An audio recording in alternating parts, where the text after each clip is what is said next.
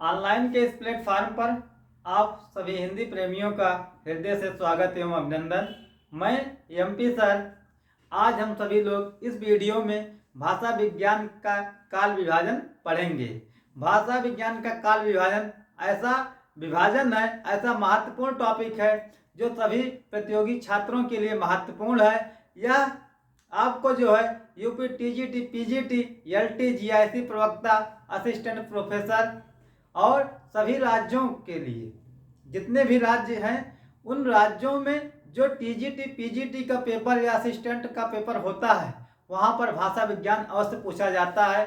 यह छोटा सा टॉपिक है, छोटा सा सिलेबस है जिसमें से आपको 8 से 10 प्रश्न देखने को मिलते हैं। तो देर ना करते हुए हम आज जो है काल विभाजन पर चर्चा करेंगे कि काल विभाजन क्या है, कैसे इसका काल विभाजन किया गया है और काल विभाजन से संबंधित प्रश्न कौन कौन से हैं जो महत्वपूर्ण प्रश्न हैं और जो आपको थोड़ा ध्यान देने पर आपके भाषा विज्ञान के सभी प्रश्न सही हो सकते हैं। तो देर ना करते हुए आप सभी लोग इस वीडियो को अवश्य देखें और वीडियो को पूरा देखें जिससे आपका काल विभाजन एक ही वीडियो में क्लियर हो जाए, आपको कहीं भटकना ना पड़े।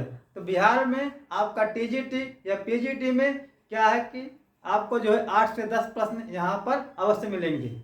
8 प्रश्न आपको लगभग टीजीटी मिलेगा, 8 प्रश्न आपको पीजीटी में मिलेगा। काल विभाजन कहने का तात्पर्य जो भाषा विज्ञान है वहाँ पर आपको 8 से 10 प्रश्न मिलेंगे। तो दोनों अगर पेपर को हम देखें तो लगभग आपको 15 प्रश्न इस भाषा विज्ञान से ही मिल जाएगा, क्योंकि हिंदी में आपको 80 प्रश्न करना है। 80 प्रश्न आपको दिया जाएगा जिसमें आपका जो है 40 प्रश्न आपका हिंदी साहित्य के इतिहास से होगा। उसके बाद आपका भाषा विज्ञान, काव्यशास्त्र और हिंदी व्याकरण से प्रश्न आएंगे।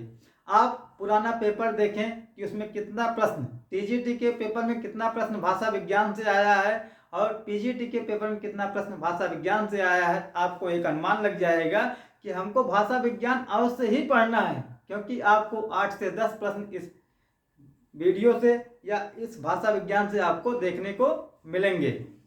तो आइए हम लोग देखते हैं भाषा विज्ञान में काल विभाजन क्या है। तो काल विभाजन सबसे पहले जब इसका विभाजन किया गया, इसमें क्या किया गया, एक है प्राचीन कालीन आर्य भाषा, प्राचीन कालीन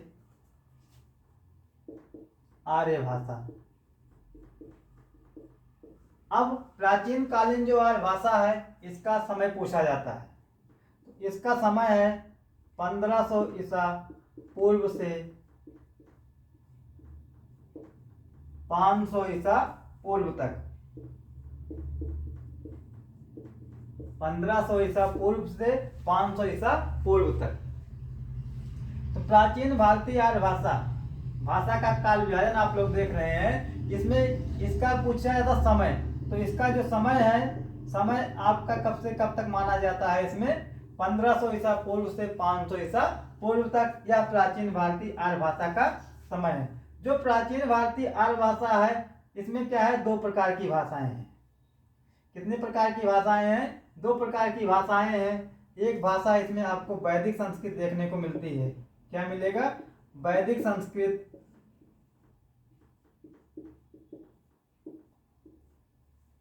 एक है लौकिक संस्कृत।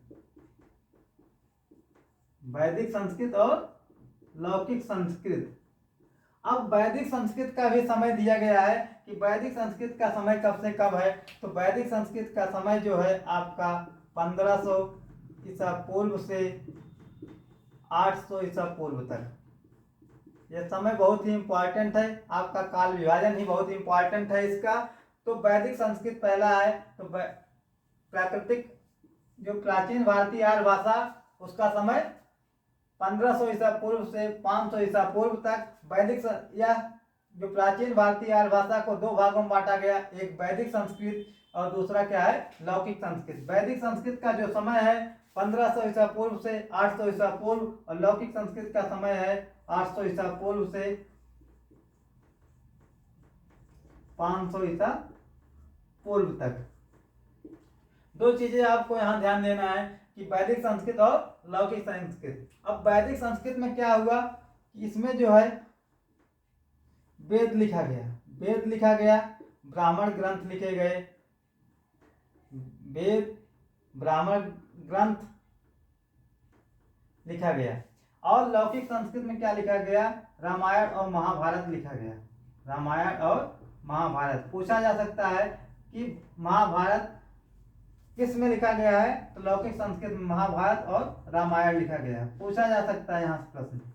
तो लौकिक संस्कृत में महाभारत और रामायण लिखा गया और वेद जो है यहाँ पर लिखा गया। और सबसे प्राचीनतम वेद क्या है, सबसे प्राचीनतम वेद जो है वह ऋग्वेद है।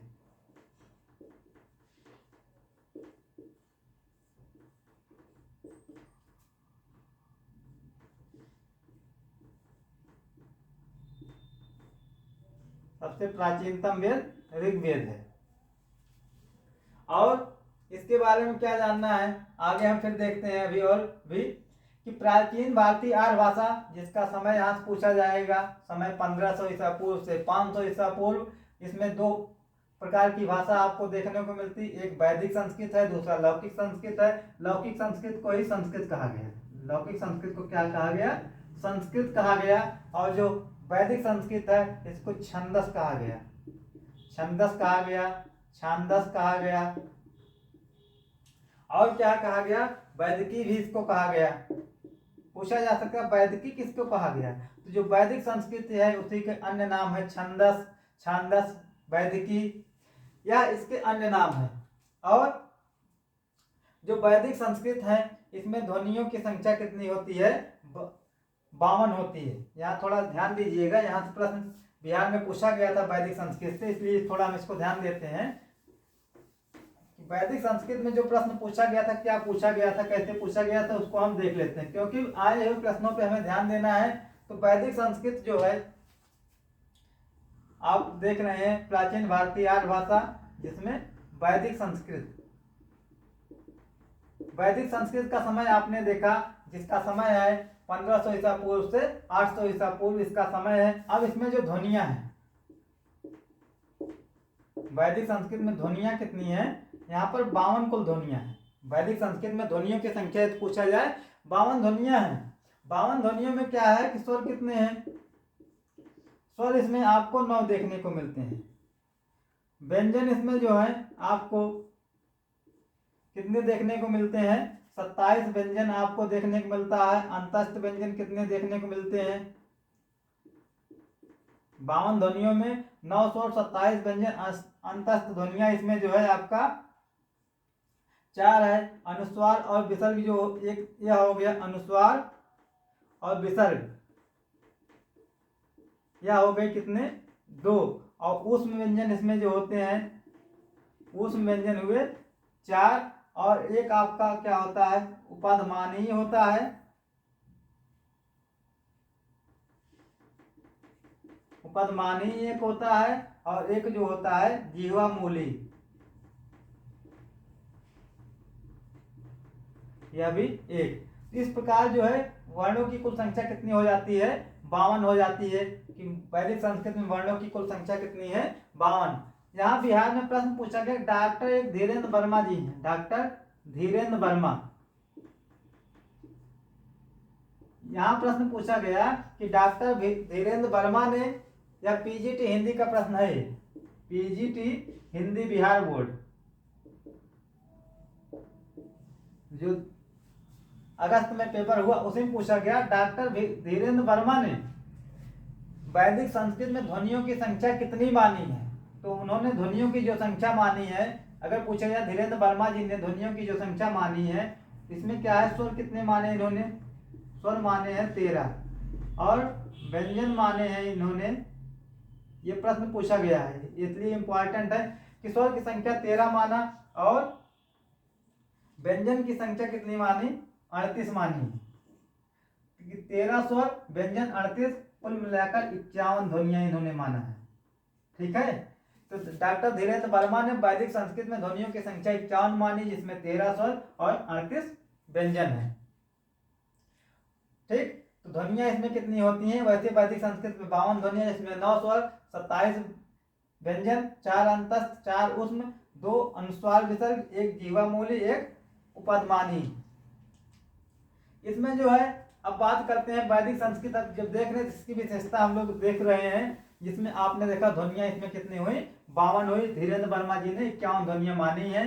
इसके बाद इसमें आपका जो लिंग है, कितने लिंग होते हैं वैदिक संस्कृत में? वैदिक संस्कृत में लिंग संख्या 3।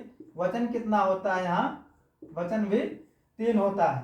कारक इसमें कितने होते हैं पूछा जा सकता है कि वैदिक संस्कृत की कौन सी विशेषता नहीं, इसलिए ध्यान देना है कि लिंग इसमें 3, वचन 3, कारक इसमें 8 होते हैं और समास इसमें कितने होते हैं? 4 होते हैं।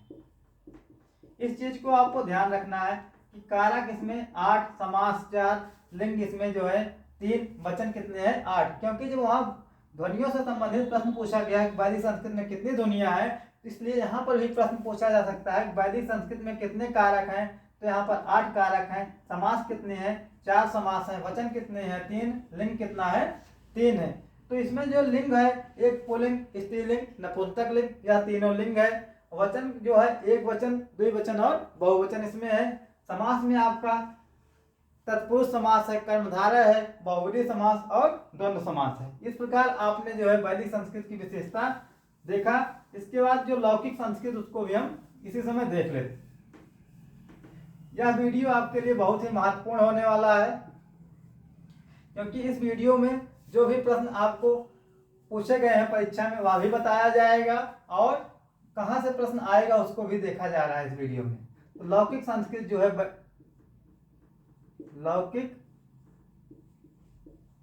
संस्कृत, तो लौकिक संस्कृत का समय आपने देखा कि 800 ईसा पूर्व से 800 ईसा पूर्व से 500 ईसा पूर्व। पहले तो इसका समय पूछा जाएगा कि लौकिक संस्कृत का समय कितना है, तो यही आपको ध्यान रखना है। लौकिक संस्कृत का समय 800 ईसा पूर्व से 500 ईसा पूर्व है।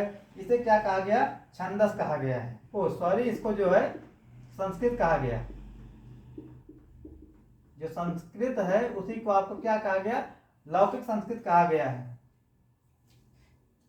और इसमें जो है क्या क्या लिखा गया है? इसमें रामायण लिखा गया, संस्कृत में रामायण है और महाभारत लिखा गया। और क्या चीज इसमें ध्यान देना है? ध्वनियां कितनी है इसमें? लौकिक संस्कृत में ध्वनियां जो हैं वह है 48। सबसे महत्वपूर्ण यही है कि लौकिक संस्कृत में ध्वनियां 48 है। लिंग कितना है इसमें? लिंग इसमें 3 है। कारक यहाँ पर भी 8 है। ध्वनियां 48, लिंग 3, कारक 8। और इसमें क्या है? सबसे बड़ी विशेषता इसकी है कि जो संस्कृत है वह संयोगात्मक भाषा है। संस्कृत क्या है? संयोगात्मक है। पूछा जा सकता है संस्कृत है संयोगात्मक या वियोगात्मक, तो इसकी विशेषता क्या है? संस्कृत क्या है? संयोगात्मक है। तो आपके लौकिक संस्कृत को संस्कृत कहते हैं। इसमें रामायण और महाभारत लिखा गया। ध्वनियों की संख्या 48, लिंग इसमें 3, कारक 8। यह क्या है? संयोगात्मक भाषा है। इसके बाद हम देखेंगे मध्यकालीन आर्य भाषा। प्राचीन कालीन भारतीय आर्य भाषा के बाद क्या देखेंगे? मध्यकालीन भारतीय आर्य भाषा।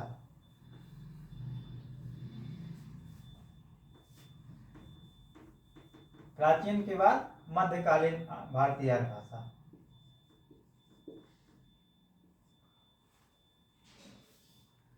चाहे मध्यकालीन आर्य भाषा या इसको मध्यकालीन भारतीय आर्य भाषा भी कह सकते हैं।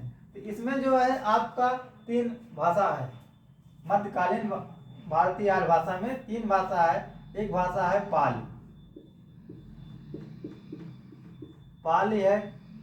दूसरी भाषा आपकी प्राकृत है, पाली, प्राकृत, और तीसरी क्या है? अपभ्रंश है।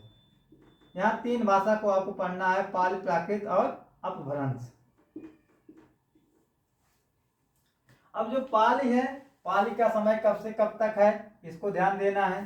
तो सबसे पहले समय ध्यान दीजिए, उसके बाद फिर पाली को अलग अलग देखते हैं। तो पाली का जो समय है यह 500 ईसा पूर्व से 1 ईस्वी तक है। 500 ईसा पूर्व से 1 ईस्वी तक इसको क्या कहते हैं? पाली का समय। प्राकृत का जो समय है उसका समय है क्या? 1 ईस्वी से 500 ईस्वी तक यह प्राकृत का समय है। अपभ्रंश का जो समय है, इसका समय है 500 ईसा पूर्व 500 ईस्वी से इसका समय 1000 ईस्वी तक, 500 ईस्वी से 1000 ईस्वी का समय। तो आप देख रहे हैं मध्यकालीन भारतीय आर्य भाषा। मध्यकालीन भारतीय आर्य भाषा में पहली भाषा आपकी पाली है। पाली का समय 500 ईसा पूर्व से 1 ईस्वी। प्राकृत भाषा, प्राकृत जो है इसका समय 1 ईस्वी से 500 ईस्वी तक।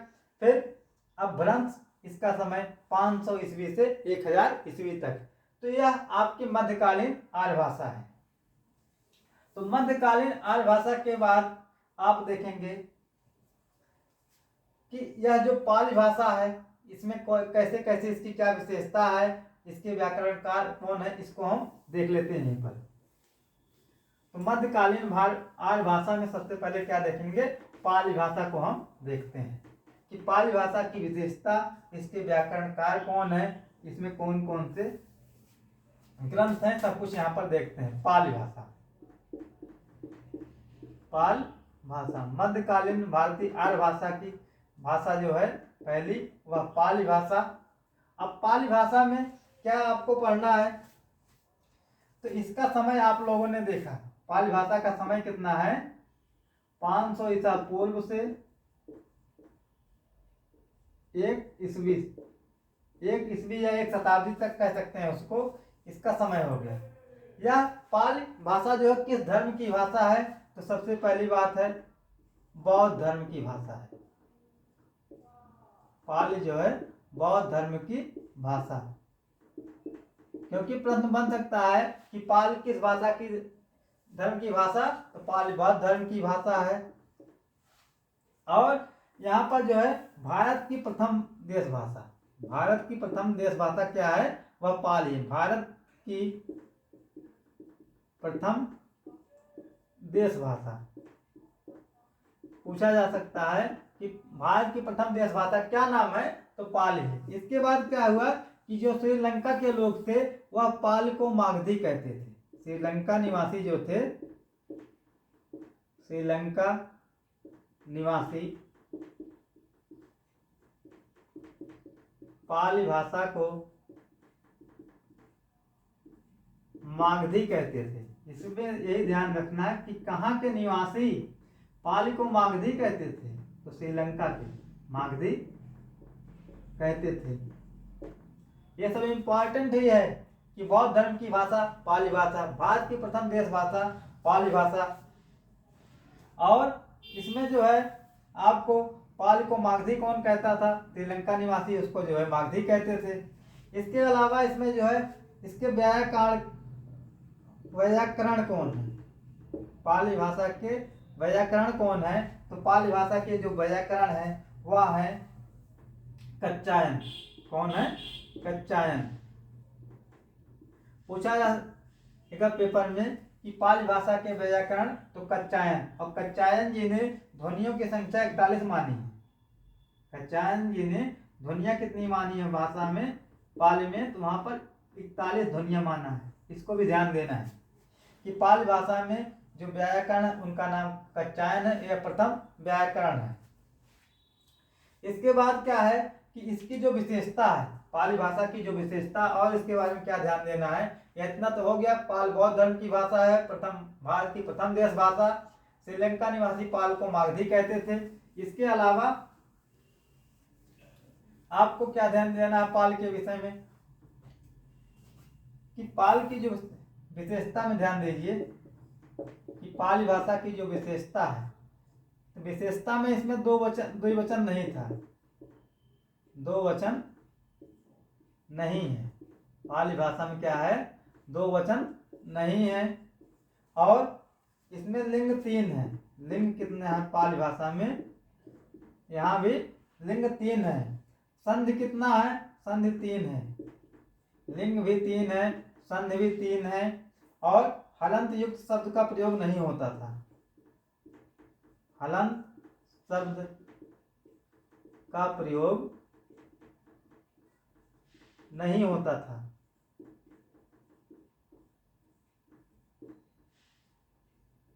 ये सब बातें आपको ध्यान रखना है कि द्विवचन का प्रयोग किस भाषा में नहीं होता था, पाली भाषा में। पाली भाषा में लिंग कितने हैं, 3 लिंग है। कितने वचन है, 3 वचन है। यह सब चीज आपको ध्यान रखना है। इसके अलावा जो पाल शब्द की उत्पत्ति किस विद्वानों ने क्या माना है, पाल शब्द की व्युत्पत्ति के बारे में कि किस विद्वान के अनुसार पाल शब्द की उत्पत्ति क्या है, तो पाल शब्द की व्युत्पत्ति हम देखते हैं।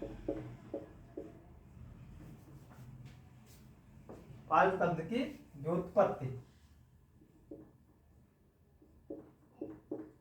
पाल शब्द की व्युत्पत्ति किस विद्वान ने क्या माना। एक विद्वान है, यहाँ शब्द लिख लीजिए, यहाँ विद्वान इधर, किस विद्वान का क्या मत था इसके विषय में। तो एक विद्वान ने पंक्ति शब्द से माना, पाल की जो उत्पत्ति है उसको पंक्ति शब्द से किसने माना, वह है विधुशेखर भट्टाचार्य। विधुशेखर भट्टाचार्य एक विद्वान है, उन्होंने क्या कहा, प्राकृत से मान लिया कि पाली का जो विकास हुआ कि वह किससे हुआ, प्राकृत से हुआ। तो वह कौन है, भंडारकर व नागल, वारकर नागल, भंडारकर व वारकर नागल, इन्होंने किससे माना, प्राकृत से मान लिया। और पाठ से किसी ने माना, पाल शब्द की उत्पत्ति पाठ से किसने माना, भिक्षु सिद्धार्थ ने, भिक्षु सिद्धार्थ, इन्होंने इससे माना। अगला जो है एक पाटिल से मान लिया गया है। पाटिल से किसने माना, तो मैक्स वेल्सन ने, मैक्स वेल्सन ने पाटिल से माना। और अगला जो है पर्याय,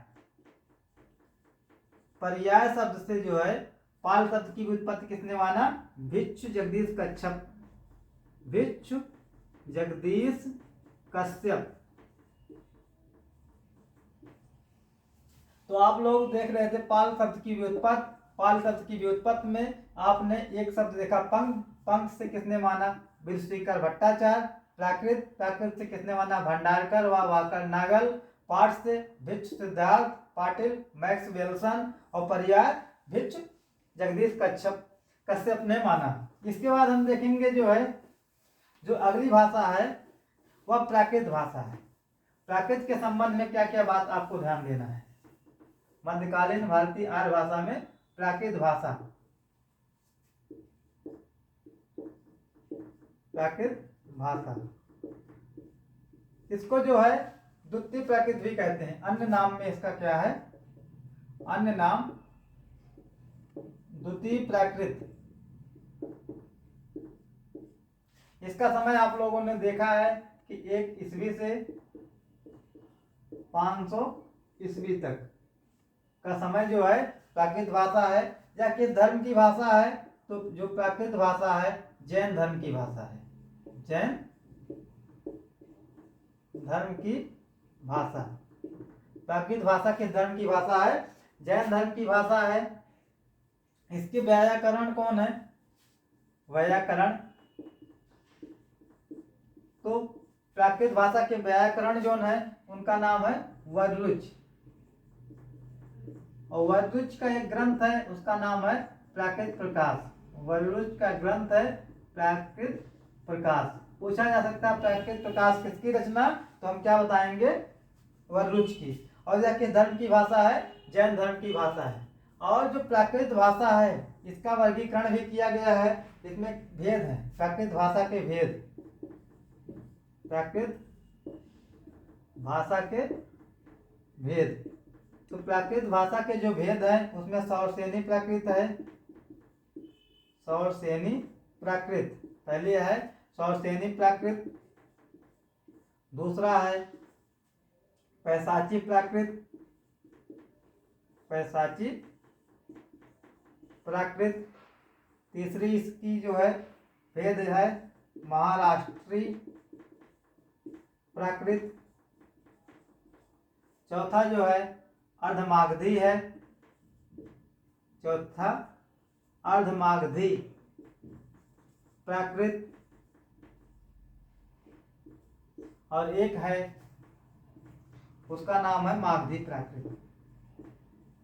मागधी प्राकृत। तो आप प्राकृत भाषा को देख रहे हैं, इसका अन्य नाम क्या है? द्वितीय प्राकृत है। और जो पाली है उसको प्रथम प्राकृत भी कहा जाता है। पाली जो है बौद्ध धर्म की भाषा है, तो प्राकृत किस धर्म की भाषा है? जैन धर्म की भाषा है। पाल के व्याकरण जो है कात्यायन थे, तो प्राकृत के व्याकरण कौन है? वररुच है। वररुच का जो ग्रंथ है उसका क्या नाम है? प्राकृत प्रकाश नाम है। और प्राकृत भाषा के भेद क्या है? जिसमें सौसेनी प्राकृत, पैशाची प्राकृत, महाराष्ट्री, अर्ध महाराष्ट्री और मागधी प्राकृत। इसके बाद फिर हम देखते हैं जो तीसरी भाषा है, मध्यकालीन भाषा की जो तीसरी भाषा है उसका नाम क्या है? अपभ्रंश भाषा।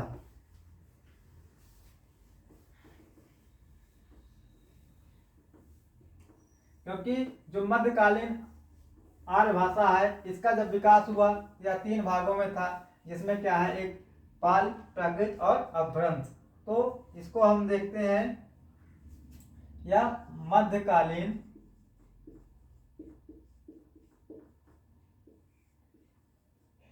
भारतीय आर्य भाषा, जिसमें हमने दो भाषा को देख लिया है। इसमें तीसरा भाषा देखेंगे जिसका नाम है अपभ्रंश। अपभ्रंश बहुत ही इंपॉर्टेंट है, क्योंकि अपभ्रंश से ही प्रश्न बनता है। वहां से भी प्रश्न बनेगा और यहाँ से भी बनता है। तो अपभ्रंश भाषा हम देखेंगे क्या? अपभ्रंश भाषा। तो अपभ्रंश भाषा जो है इसका समय देखिए, समय इसका कितना है कि 500 ईस्वी से 1000 ईस्वी। यह आपका अपभ्रंश भाषा है।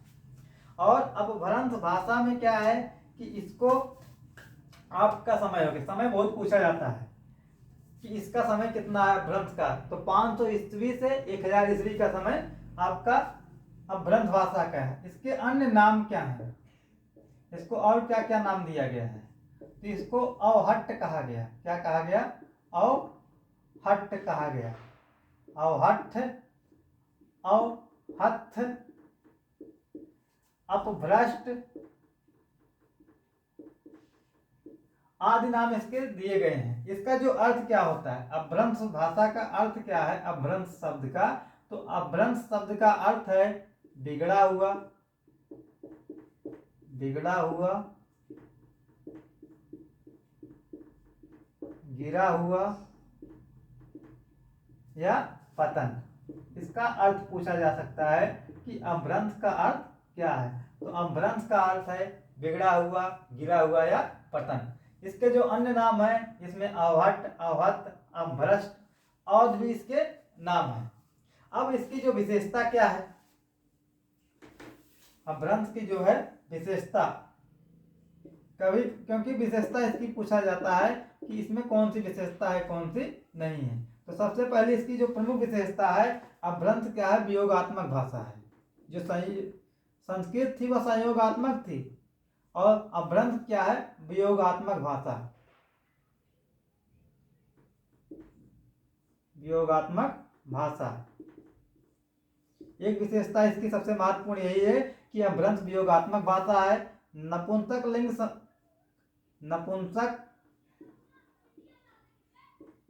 समाप्त, इसमें नपुंसक लिंग जो था समाप्त हो गया था, नपुंसक लिंग का प्रयोग नहीं होता था। तीसरा क्या है? री का प्रयोग केवल लिखने में होता था। री का प्रयोग केवल लिखने में, और उच्चारण इसका री हो जाता था। री का प्रयोग केवल ऐसे हम लिखते थे, लेकिन इसका जब उच्चारण करते थे वह क्या होता था? री होता था। और इसमें क्या है? द्विवचन का अभाव है। जहाँ आप लोग संस्कृत में द्विवचन भी देखते थे, वचन वहाँ 3 थे, लेकिन वचन यहाँ क्या है? 2 ही वचन है। तो यहाँ 2 है, एक जो बहुवचन है, एक वचन है। यहाँ पर द्विवचन का क्या है? अभाव है। यह आपका इसका अपभ्रंश भाषा की विशेषता है। आगे फिर हम देखेंगे जो अपभ्रंश के भेद हैं। अपभ्रंश के भेद, अपभ्रंश के भेद में एक मार्कंडे हैं। मार्कंडे यह इन्होंने बताया कि इसके 3 भेद हैं। मार्कंडे के अनुसार जो अपभ्रंश का भेद है वह 3 है। उसमें आपका एक है नागर, नागर अपभ्रंश, एक है उपनागर और तीसरा है ब्राचड़। इन्होंने 3 भेद बताया इसका। तो आपने देखा अपभ्रंश की विशेषता में, अपभ्रंश वियोगात्मक भाषा है। अपभ्रंश में नपुंसक लिंग समाप्त हो गया था, री का प्रयोग केवल लिखने में था, इसका प्रयोग उच्चारण में री हो गया था, द्विवचन का यहाँ पर अभाव था। आगे फिर देखेंगे जो अपभ्रंश है इसमें कौन कौन सी भाषा का विकास हुआ है, कैसे कैसे इसका विकास हुआ है। तो अपभ्रंश भाषा में आपका जो है इधर बनाएंगे हम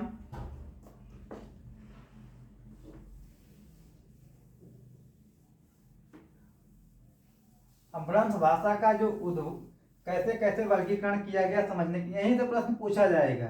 तो यहाँ एक तरफ आप लोग लिखेंगे अपभ्रंश, सबसे पहले अपभ्रंश, यहाँ पर उपभाषा, अपभ्रंश के बाद उपभाषा और यहाँ पर बोलियां। यहाँ से प्रश्न लगभग 3-4 प्रश्न आपको यहीं से मिल जाएगा।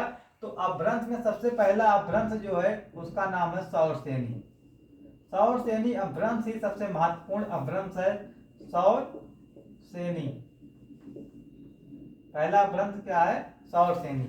और जो सौरसेनी अपभ्रंश से जिस भाषा का विकास उपभाषा निकला है उसका नाम है पश्चिमी हिंदी। इसका नाम क्या है?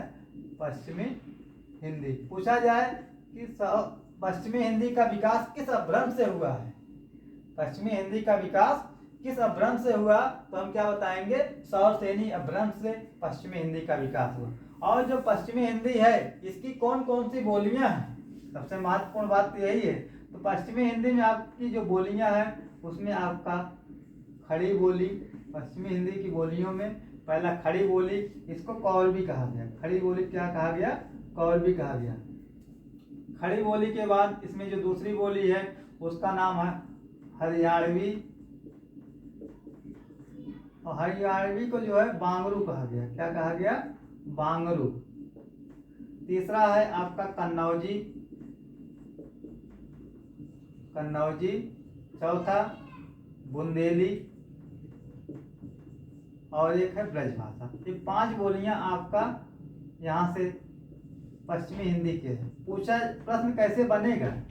पूछा जाएगा आपसे कन्नौजी बोली का विकास किस अपभ्रंश से हुआ। जब अब इसका पूछेगा कन्नौजी बोली का विकास किस अपभ्रंश से हुआ, तो हम क्या बताएंगे यहाँ पर? जब अपभ्रंश पूछेगा तो हम सौरसेनी बताएंगे। और जब उपभाषा पूछेगा कि किस, अगर यह विकल्प नहीं है तो यहाँ उपभाषा से प्रश्न बनेगा कि ब्रजभाषा किस उपभाषा वर्ग की बोली है, तो पश्चिमी हिंदी की। ऐसे ही प्रश्न बनेगा।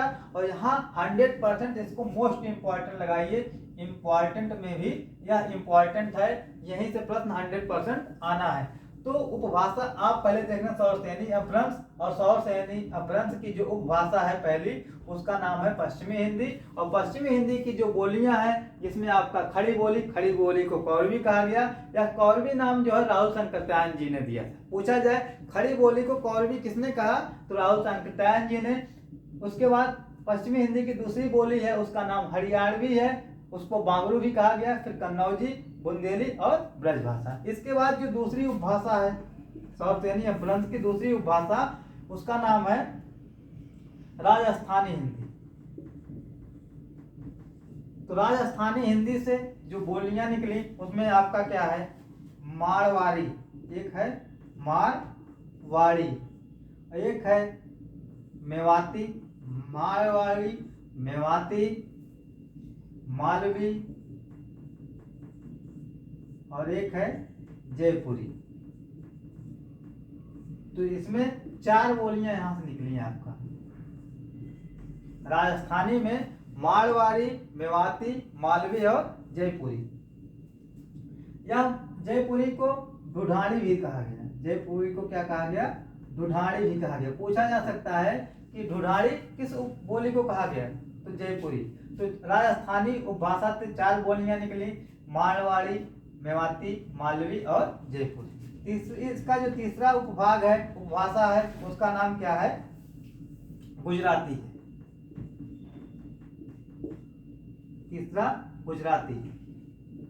3 उपभाषा आपको यहाँ से देखने को मिलता है। कहीं कहीं आपको पहाड़ी हिंदी का विकास भी इसी 100 श्रेणी अपभ्रंश से देखने को मिलता है। तो आपका 3 उपभाषा और यहाँ पर इधर इसकी बोलियां। आगे जो अगली अपभ्रंश है उसका क्या नाम है, उसको हम देखते हैं। यह वीडियो आपके लिए बहुत ही महत्वपूर्ण है और यह जो टॉपिक यहाँ चल रहा है, यह टॉपिक भी बहुत महत्वपूर्ण है। तो अगला जो अपभ्रंश है उसका नाम क्या है? अर्धमागधी अपभ्रंश।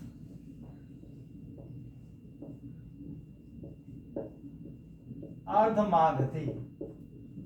और अब अर्धमागधी अपभ्रंश से जो उपभाषा निकली है उसका नाम है पूर्वी हिंदी। क्या नाम है? पूर्वी हिंदी। और पूर्वी हिंदी का विकास जो है, तो अर्धमागधी हिंदी, अर्धमागधी क्या है? अपभ्रंश है।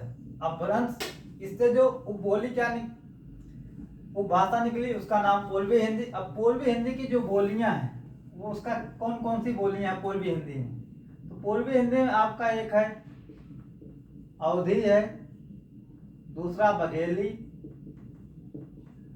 और तीसरी जो है छत्तीसगढ़ी। तो अवधी, बघेली और छत्तीसगढ़ी। या अब प्रश्न यहां से कैसे आएगा? प्रश्न पूछा जाएगा अवधी का विकास किस अपभ्रंश से हुआ। जब अवधी का विकास पूछेगा किस अपभ्रंश से हुआ, तो हमारा उत्तर क्या होगा? अर्धमागधी अपभ्रंश से। या किस उपभाषा से हुआ? तो पूर्वी उपभाषा। या पूर्वी हिंदी का विकास किस अपभ्रंश से हुआ? तो अर्धमागधी अपभ्रंश से। इस तरीके के प्रश्न यहाँ पूछे जाएंगे। अगला जो है आपका मागधी है।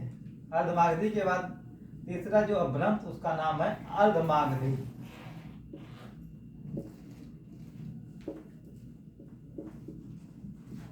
तो अर्धमागधी जो अपभ्रंश है, इससे कौन कौन सी उपभाषा निकली है? तो अर्धमागधी अपभ्रंश से एक है बिहारी हिंदी। क्या है? बिहारी हिंदी। अब बिहारी जो हिंदी है, इससे कौन कौन सी बोली निकली है? तो बिहारी हिंदी से जो बोली निकली उसका नाम है भोजपुरी। बोली है भोजपुरी। दूसरा है मगही और तीसरा उसका नाम मैथिली। भोजपुरी, मगही और मैथिली। यह किस उपभाषा की बोलियां हैं? तो बिहारी हिंदी। या भोजपुरी का विकास किस अपभ्रंश से हुआ? मागधी अपभ्रंश। यहाँ इसको अर्धमागधी नहीं मागधी कर ली। तो मागधी हिंदी, मागधी अपभ्रंश से बिहारी हिंदी का विकास हुआ और भोजपुरी, फिर इससे जो बोलियां निकली उसका नाम क्या है? भोजपुरी, मगही और मैथिली है। फिर इसमें और कौन कौन सी उपभाषा है मागधी अपभ्रंश में? जिसमें आपका है बांग्ला है, यहाँ पर बांग्ला, असमिया और उड़िया। तो ध्यान आपको क्या देना है कि जो उपभाषा जब पूछा जाएगा कि मागधी अपभ्रंश से कौन कौन से उपभाषा निकला, तो उसमें आपका बिहारी हिंदी, फिर बांग्ला, असमिया और उड़िया। बिहारी हिंदी की जो बोली है उसमें आपका भोजपुरी है, मगही और मैथिली। जब अर्धमागधी पूछा जाएगा तो अर्धमागधी अपभ्रंश से पूर्वी हिंदी, पूर्वी हिंदी से आपका अवधी, बघेली और छत्तीसगढ़ी तीनों भाषाओं बोलियों का विकास हुआ। आगे फिर जो अगला अपभ्रंश है उसका नाम है ब्राचड़। एक अपभ्रंश है उसका नाम क्या है? ब्राचड़। यह बहुत ही महत्वपूर्ण है, इंपॉर्टेंट में भी इंपॉर्टेंट। तो ब्राचड़ अपभ्रंश, ब्राचड़ प्राचीन अपभ्रंश से किस का विकास हुआ? तो सिंधी का। बहुत पूछा गया है कि सिंधी का विकास किस अपभ्रंश से हुआ? तो प्राचीन से। अगला जो अपभ्रंश है उसका नाम है खस। अपभ्रंश है खस, और खस से जो है किस हिंदी का विकास हुआ? इसका पहाड़ी हिंदी। खस से पहाड़ी हिंदी, पहाड़ी हिंदी। और पहाड़ी हिंदी की जो बोलियां हैं उसका नाम है कुमायूनी, गढ़वाली और नेपाली। कुमायूनी, दूसरा है गढ़वाली और तीसरा नेपाली। फिर खस के बाद आपका खस से किस उपभाषा का विकास हुआ? पहाड़ी हिंदी। पहाड़ी हिंदी की बोलियां कुमायूनी, गढ़वाली और नेपाली। इसके बाद आपका एक पैसाची है, एक अपभ्रंश का नाम है पैसाची। और पैचासी अपभ्रंश से जो है किसका विकास हुआ है? पंजाबी का। पैसाची से पंजाबी, और एक है लाहदा। पंजाबी और लाहदा का विकास किस अपभ्रंश से हुआ? तो पैसाची से। एक अपभ्रंश है महाराष्ट्री, महाराष्ट्री अपभ्रंश। तो महाराष्ट्री अपभ्रंश का विकास से कौन सी उपभाषा निकली? मराठी। तो आपको इतना ही ध्यान देना है कि अपभ्रंश में आप लोग देख रहे हैं तो काल विभाजन में आपने देखा कि जो है इसमें प्राचीन भारतीय आर्य भाषा, मध्यकालीन भारतीय आर्य भाषा और आधुनिक कालीन आर्य भाषा। प्राचीन भारतीय आर्य भाषा का जो समय था वह समय 1500 ईसा पूर्व से 500 ईसा पूर्व था। इसमें वैदिक संस्कृत और लौकिक संस्कृत था। वैदिक संस्कृत का समय 1500 ईसा पूर्व से 800 ईसा पूर्व, और लौकिक संस्कृत का समय 800 ईसा पूर्व से 500 ईसा पूर्व। जो दूसरी भाषा थी उसमें क्या है? मध्यकालीन भारतीय आर्य भाषा। मध्यकालीन भारतीय आर्य भाषा के अंतर्गत 3 भाषा आती है, जिसमें पाली है, प्राकृत है और अपभ्रंश है। पाली भाषा का जो समय माना गया है वह समय 500 ईसा पूर्व से 1 ईस्वी। प्राकृत का समय माना गया 1 ईस्वी से 500 ईस्वी, और अपभ्रंश का जो समय माना गया वह जो है 500 ईसा पूर्व से 1000 ईस्वी। अपभ्रंश का समय 500 ईस्वी से 1000 ईस्वी माना गया है।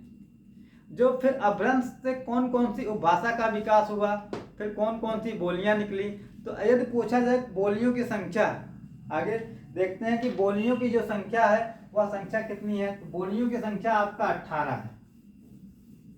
बहुत बार प्रश्न बना है कि बोलियों की संख्या कितनी है, तो 18 है।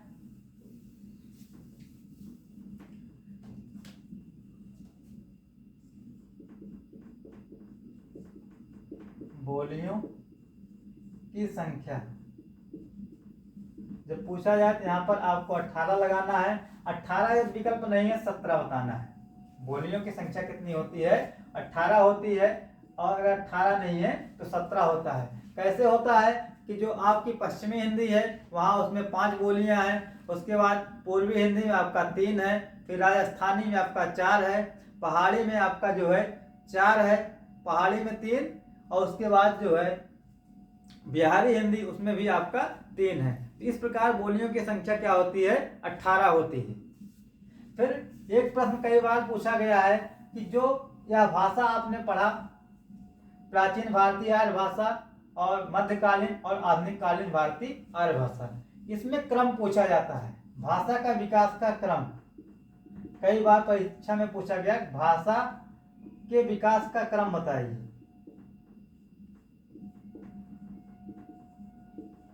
तो जब भाषा के विकास का क्रम पूछा जाएगा तो यहां आप लोग लगाएंगे संस्कृत, फिर पाली, संस्कृत, पाल, प्राकृत, फिर अपभ्रंश। अपभ्रंश के बाद तब आपका हिंदी आता है। अपभ्रंश के बाद आपका यहाँ पश्चिमी हिंदी रहेगा, पश्चिमी हिंदी, फिर हिंदी से आपकी बोलियां निकलेंगी। तो आपका संस्कृत, पाल, प्राकृत और अपभ्रंश, यही चार आपको ध्यान देना है कि इसका विकास कैसे कैसे हुआ। सबसे पहले आपका संस्कृत है, फिर पाल, फिर प्राकृत, फिर अपभ्रंश। अपभ्रंश जो आप, इसके बाद आपका एक आता है आधुनिक कालीन आर्य भाषा। आप दो पढ़ चुके हैं। तीसरा जो विभाजन इसका है उसमें आपका आधुनिक कालीन, जो तीसरी भाषा है वह क्या है, आधुनिक कालीन आर्य भाषा। क्योंकि उसमें आप लोगों ने दो पढ़ा, एक प्राचीन पढ़ा था, एक मध्यकालीन पढ़ा था, और तीसरी क्या है, आधुनिक कालीन आर्य भाषा। इसमें आपका जो है एक भाषा आती है हिंदी, हिंदी और हिंदीतर, हिंदी और हिंदीतर। हिंदी और हिंदीतर से तात्पर्य क्या है, हिंदी से इतर भाषा। एक भाषा आपकी हिंदी क्या है, आधुनिक कालीन भारतीय आर्य भाषा है, और इस हिंदी तर लिखा है। हिंदी से इतर भाषा क्या होती है, आपका इसमें कौन कौन सा भाषा आता है, जिसमें आपका जो है, इसमें आपका बांग्ला है, उड़िया है, बांग्ला, उड़िया, असमिया,